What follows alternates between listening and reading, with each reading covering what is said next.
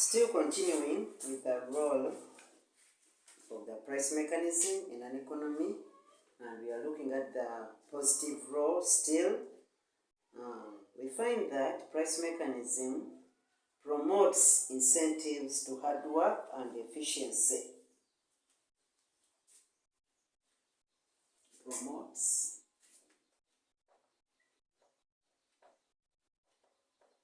hard work and efficiency.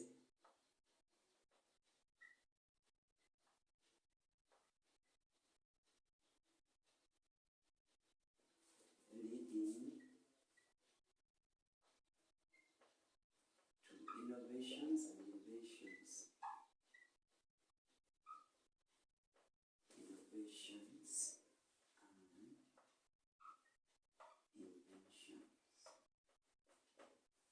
Promotes hard work and efficiency. You find that those who work hard, they are going to be rewarded via the higher prices, and via the higher prices you get a higher income, and it means that your work does not go unrecognized. The price is there to recognize the role you are playing in an economy, and you find that the high prices are an indicator of your efficiency, and you find that if you are to increase on your efficiency, then you become more innovative and inventive. You try to improve on the skills, you try to improve on the methods of production which you are using, so that you come out with a larger output which you can sell at a higher price and get more income. Or you even go into inventions, which is the introducing of a new method of production completely. Whereas innovation is improving on what you have to make it more productive, you can still go for inventions as you are getting the money arising out of the higher price of the commodity you are dealing in. You are efficient, so for that matter, bring in something new so that you can continue with higher levels of production. So that is another role. Price mechanism promoting hard work in the society. It leads to easy decision making, or decision making is made easy.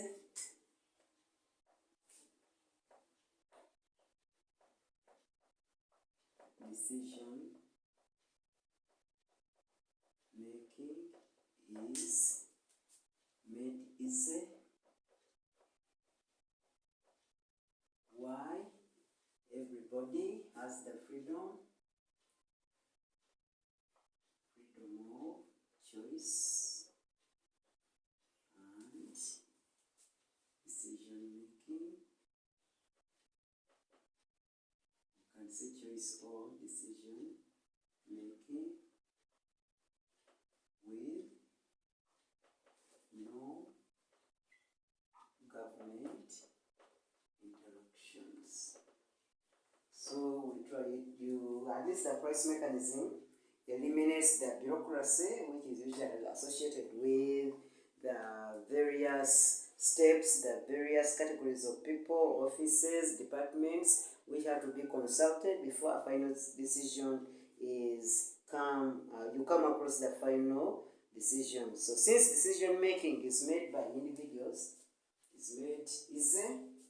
Since it is by individuals and no government intervention, it is therefore cheap. This makes it cheap. This makes it to be cheap, not costly. It is not cheap, so it is not costly, as where so many departments are involved, and for that matter, it is easy. Then reduces the cost of administration by the government, since government control is not necessary. We see that in the assumptions, there is no government interference, and you find that for the government to make sure that everything is going on well, it usually employs different people to supervise and monitor the various stages in the production process. But here, individuals take on their own decisions and there are no people employed by the government, since we are operating in a free enterprise economy as stipulated by the price mechanism. So this reduces, or we find that the price mechanism reduces the costs of administration by the government, assuming that we are having some little government intervention. We find that government control is not necessary.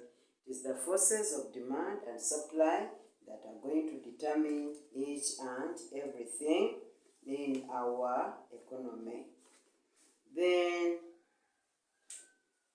it provides a variety of goods. Provides a variety of goods. Provides a variety of goods. Again, this is a result of freedom of choice of business venture and also the existence of many producers. The producers are many and they are free to choose whatever commodity they want to engage in production depending on their resources available. So in an economy where we allow the price mechanism to operate, we are going to be provided with a variety of goods, and consumers therefore have a number of products to choose from, which may either be jointly consumed or even competitively consumed. Once one is expensive, you go to another one as the variety is always there, and the consumer will get a lot of satisfaction, a lot of utility from the variety which is available. Other than always having one type of good available to him, now we can get satisfaction from a variety or many of them, and maybe at the same time.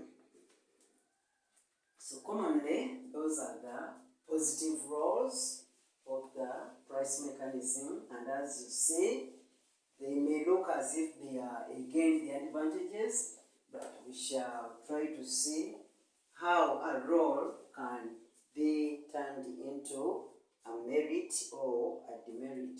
So those have been the positive ones. Let's try to see, is it only advantageous? Does it only play a positive role, or does it have also anything that is negative?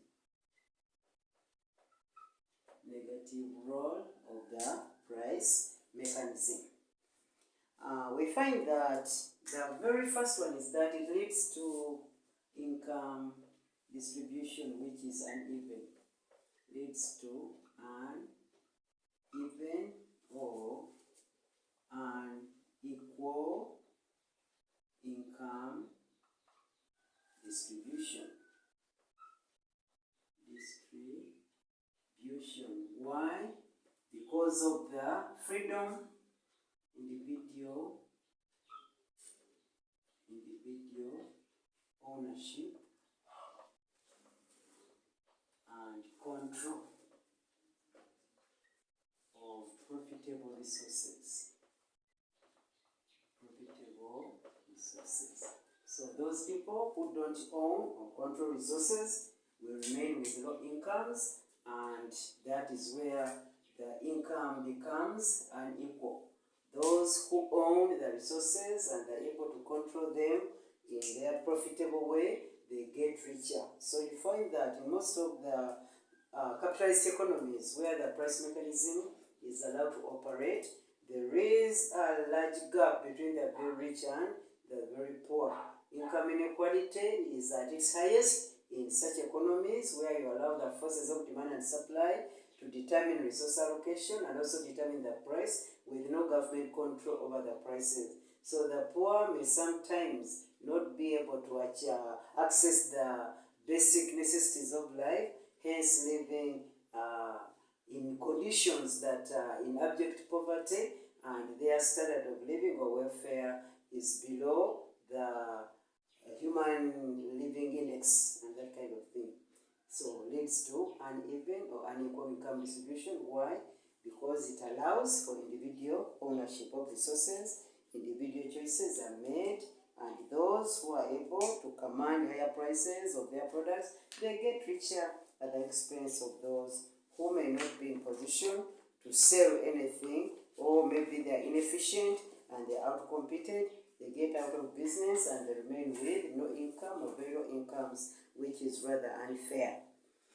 Then leads to emergence of monopolies. Leads to emergence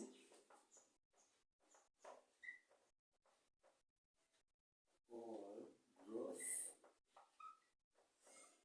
of monopolies.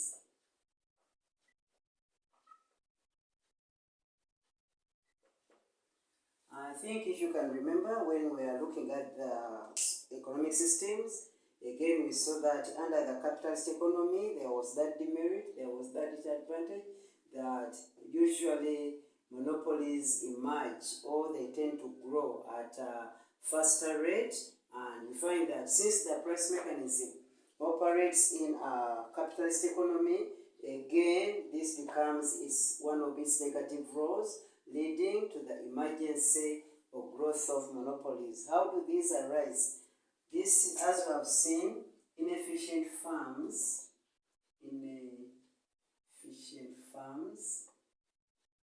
or producers. They are inefficient, indicated by their prices, which are not able to make them remain in business. So inefficient producers are outcompeted. And because they are outcompeted, you find that those farms which remain,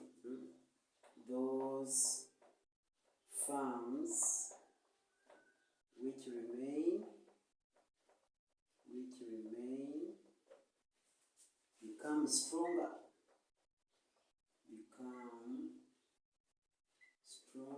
with no competition,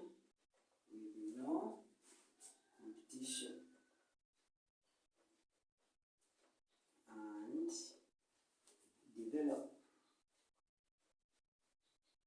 monopoly characteristics.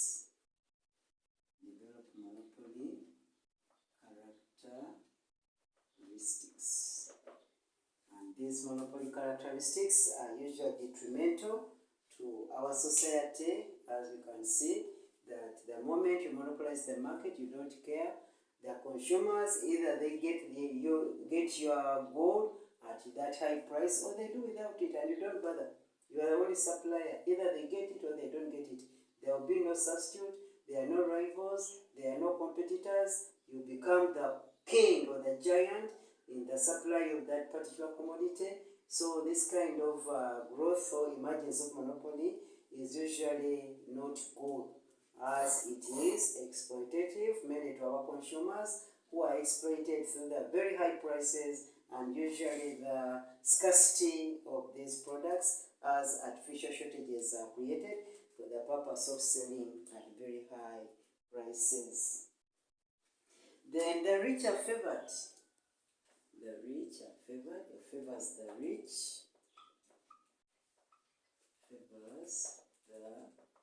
rich. Price mechanism is usually in favor of the rich because they have more votes. Favors the rich as these have more votes. These have more votes towards the production of the commodities they desire, towards the production of commodities they desire. We have said that whenever a consumer buys your commodity, is casting a vote towards the production of that commodity. So the rich consumers automatically have the money and they are ready to pay higher prices. So resources, as we said, move to where they are highly paid.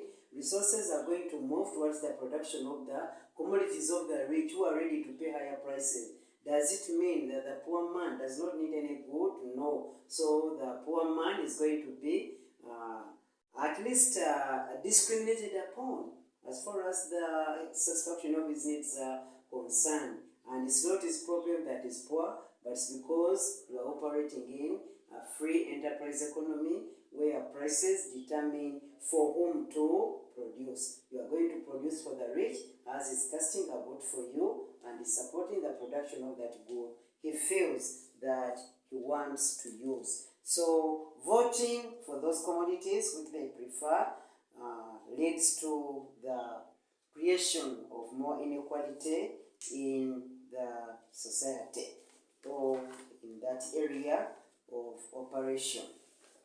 And we find that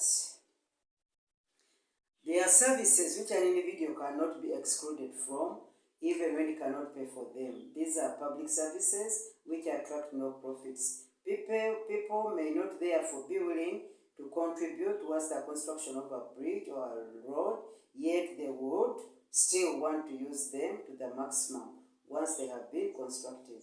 Therefore, government has to come in and try to make sure that these are provided. So we find that there are certain goods or services which the price mechanism does not cater for because they don't attract any profit. Leaves out the provision of products which are not profitable, which are not profitable yet essential. It is the profit motive or the profit drive that governs the allocation of resources. Resources moved where they're highly paid and it's profitable for the investor or the employer. What about those that are essential and yet they don't carry a profit? The provision of a road, the provision of a storage system, all these are essential, good water or safe water, and you find that these are going to be left out as they do not carry a profit. People or investors will not allocate their resources towards production of a venture or a commodity that is not going to yield any profits to them. And we see that now this is going to be a negative role of the price mechanism in our economy. Then it leads to unemployment. It leads to unemployment. You can say in general resources, but more especially people or labor. Leads to unemployment of resources, where these resources may be people, but people in form of labor. Where or when does unemployment occur? This occurs when the inefficient firms, again, are outcompeted. Inefficient firms being outcompeted. Firms being outcompeted, and their workers are rendered idle or become idle. Workers become idle. So if it is not inefficient firms being outcompeted, then we find that for the search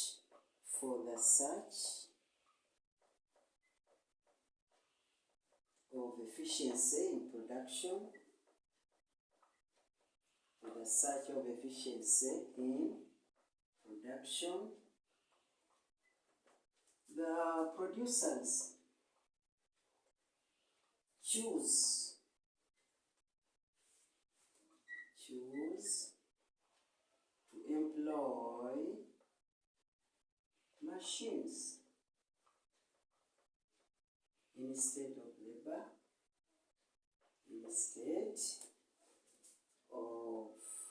labor, hence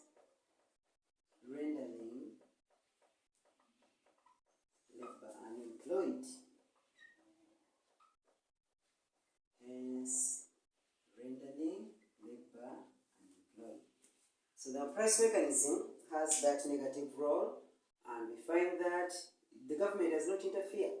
Farms which are inefficient, they are going to close, and government is not bothered. Why? Because we are in a free enterprise economy, which is also a laissez-faire economy, telling them, leave us alone. Government, don't bother with us, don't interfere in our activities, leave us alone. So it will also leave you alone. And instead of subsidizing the inefficient farms so that they share the cost of production and they remain employing their machines, their resources, and the labor, government will leave you to close. And on closure, people that were formerly working will now have no jobs, and you know that lack of a job is lack of an income, no food, no survival, and eventually poor standards of living. And in most cases, in a free enterprise economy, in a bid to be efficient as a producer, you have to look for the best method of production. Usually, laborers, more especially in the developing countries, they are unskilled. And for that matter, machines work better than these people, and they are replaced.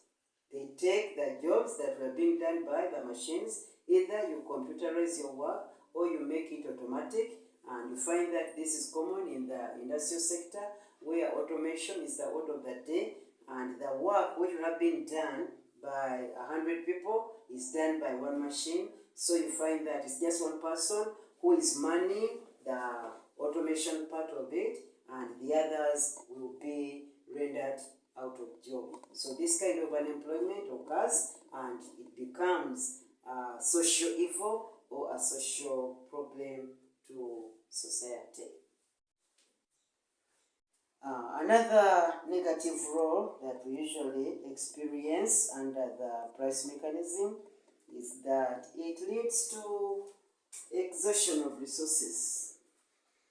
Leads to resource exhaustion or depletion.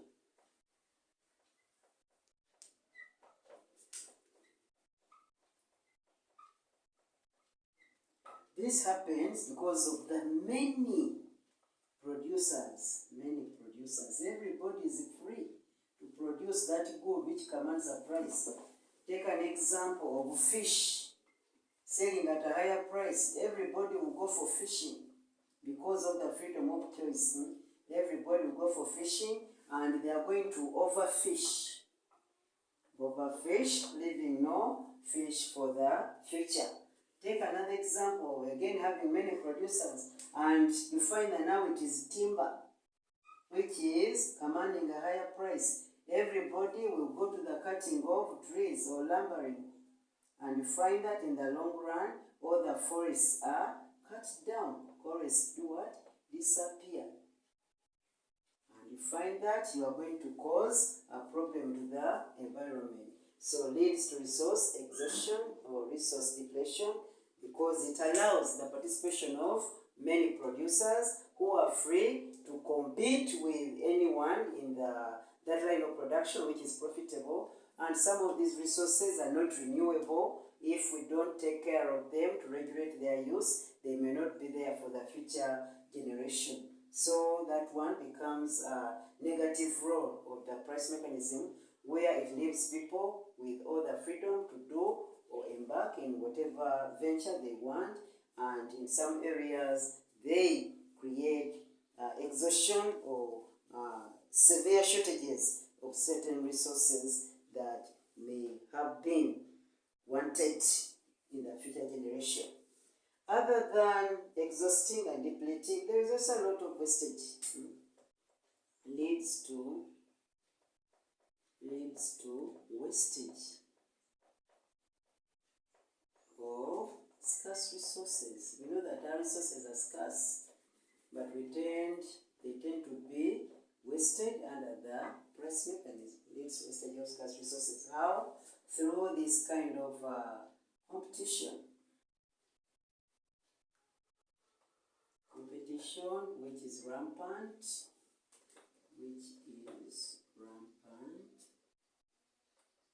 and not controlled. So everybody is free to exploit the resources, and you come out with the duplication. there is a lot of duplication of goods and services. Instead of having few people engaged in the provision of that good or service, everybody, because it sees that it is profitable, you find this one is selling bread, this one is also selling bread, another person is also selling bread, because everybody wants to eat bread, wants to sell bread, as it commands a higher price, and you find that the market is over-flooded with bread, and you find that in the long run, not all of it is sold, and if it's not sold, it goes bad, goes bad very soon, and it has to be thrown away. Those are all resources wasted. Other than having a few people dealing in the supply and production of that good, price mechanism allows for many people to participate, and in the long run, resources are wasted through duplication, and nobody has to regulate the production.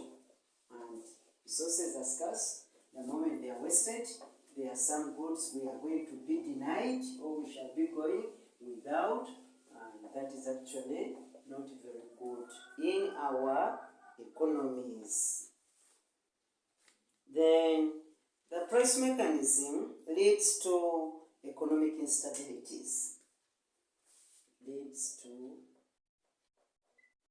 economic instabilities.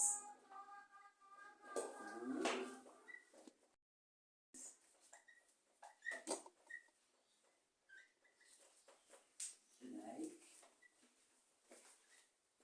price fluctuations,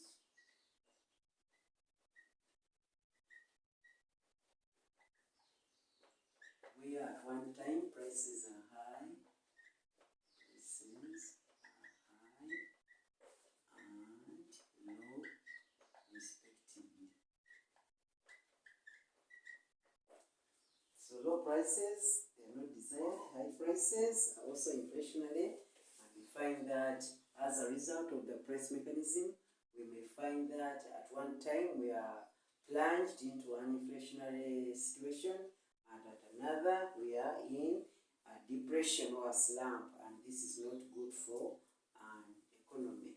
Also, unemployment may be an economic instability, where at one time many people are employed because of the profitability, and since once the profits cease to appear, then there will be a lot of unemployment. So these economic instabilities may be in the form of, e.g., inflation, then unemployment, just to mention a few. Then we also have another negative role, which we find that there is a disappearance of cheap commodities, yet they are desirable to some people.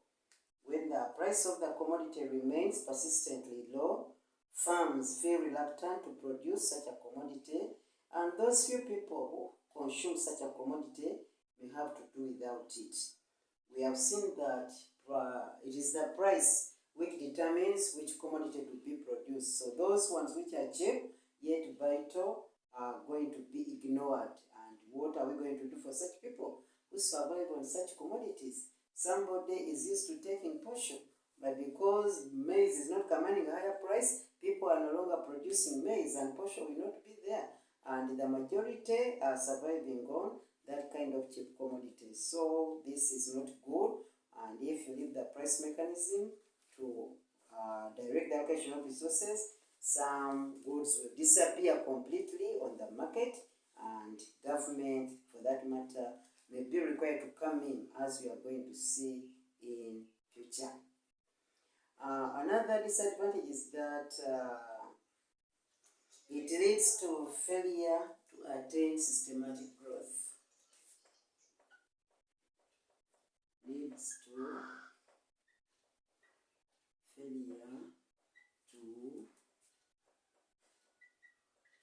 attain systematic growth. Why? There is no planning. There is no planning.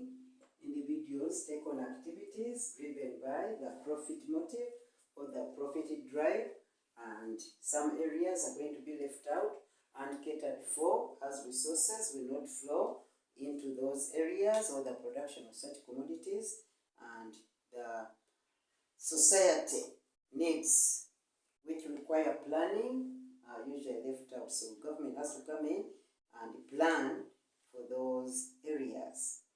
Then we find that there is always a divergence leads to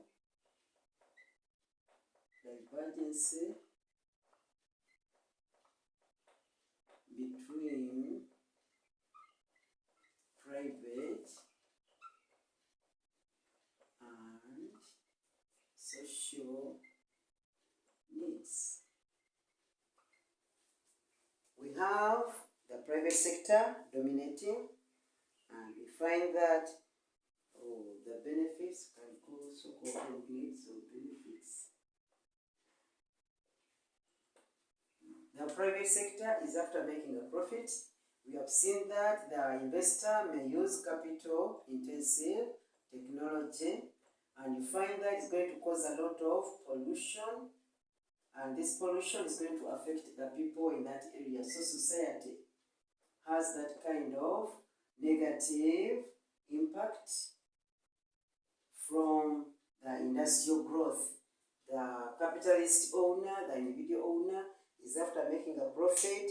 Many people are voting towards the production of his commodity, and he is employing machines at a higher rate, and they're going to be polluting the entire area with noise and with gases. Even the water may be polluted as they dispose of the waste material in the nearby rivers or lakes and so on. So society is going to suffer.